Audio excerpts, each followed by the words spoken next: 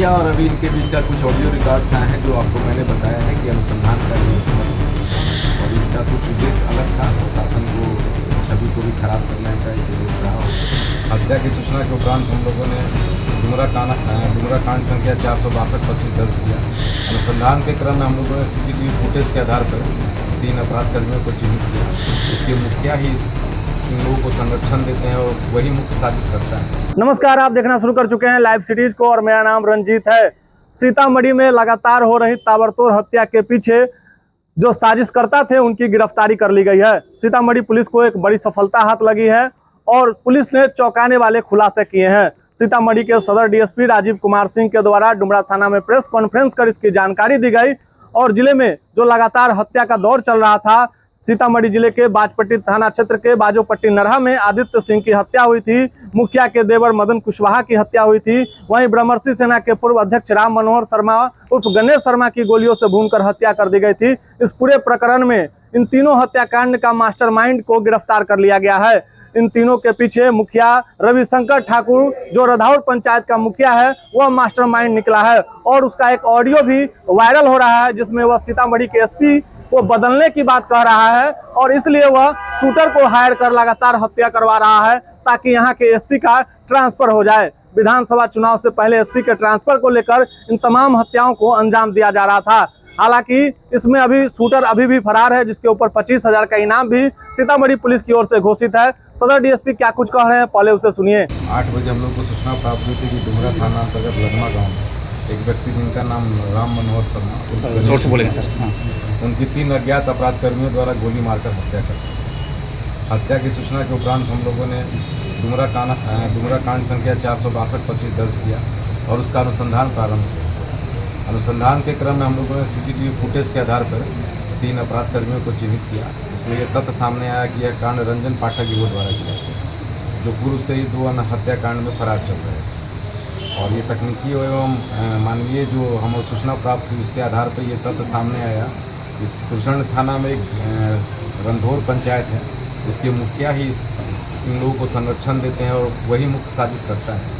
जिसके बाद इन्हें पूछताछ हेतु लाया गया, थाने लाया गया और जब इनके मोबाइल को जांच किया गया तो कुछ वैसे तथ्य हैं जिससे ये प्रमाणित होता था और जिसमें ये रंजन पाठक गिरोह ने स्वयं 2-3 हत्याकांडों की अपनी संलिप्तता स्वीकार की है और जिसमें इन्होंने ये भी तथ्य लाया है कि तुमको कैसे बचना है, मैं कैसे मदद करूंगा। यानी ये पूर्णतः उसमें हर कांड में साजिशकर्ता के रूप में और संरक्षणकर्ता के रूप में सामने आए हैं। जिसके बाद इन्हें विधिवत गिरफ्तार करते हुए आज इसी कांड में इन्हें न्याय की अभिरक्षा में भेजा गया है।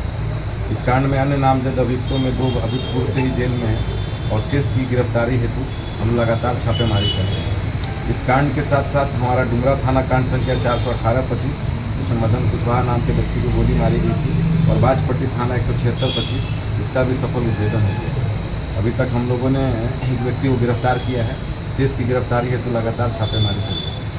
आप क्या रीजन था सर, हत्या क्यों करवा रहे थे? ये जो रवि कुमार नाम के मुखिया हैं, आखिर ये ताबड़तोड़ हत्या क्यों करा रहे थे?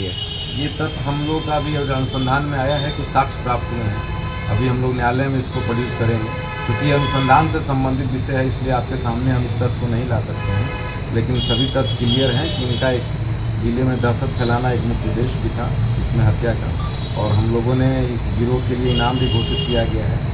और हम आम जनता से अपील भी करते हैं कि ऐसे लोगों की सूचना हम लोग को बेझिझक दे, ठीक है, उनकी सूचना गोपनीय रखी जाएगी। किसी अपराधी को संरक्षण देना भी अपराध है। रंजन पाठक का खुद अपना गिरोह है या किसी गिरोह का सदस्य हो?